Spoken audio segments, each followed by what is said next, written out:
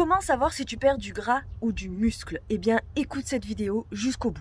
Tu prends du muscle sans prendre de gras, voire en perdant, quand ton poids est stable et ton tour de taille baisse. Quand ton poids est stable et ton tour de taille est stable. Quand ton poids est en hausse et ton tour de taille baisse. Quand ton poids est en hausse et ton tour de taille est stable. Tu prends du muscle et du gras quand ton poids est en hausse et ton tour de taille est en hausse également. Je te conseille quand même de vérifier avec le visuel parce que le tour de taille peut augmenter par rapport à l'augmentation de la masse musculaire de la sangle abdominale.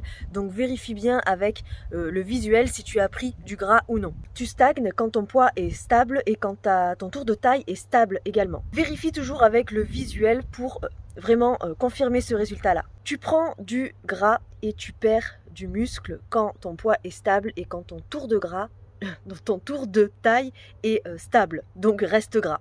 Quand ton poids est en baisse également et quand ton tour de taille est stable. Quand ton poids est en baisse et ton tour de taille augmente. C'est ce qui peut se passer quand tu t'arrêtes de t'entraîner pendant plusieurs mois. Ton tour de taille reste stable, tu perds en masse musculaire mais tu prends en masse graisseuse. Du coup, ton tour de taille reste vraiment stable. Regarde la photo qui suit, c'est vraiment une perte de gras.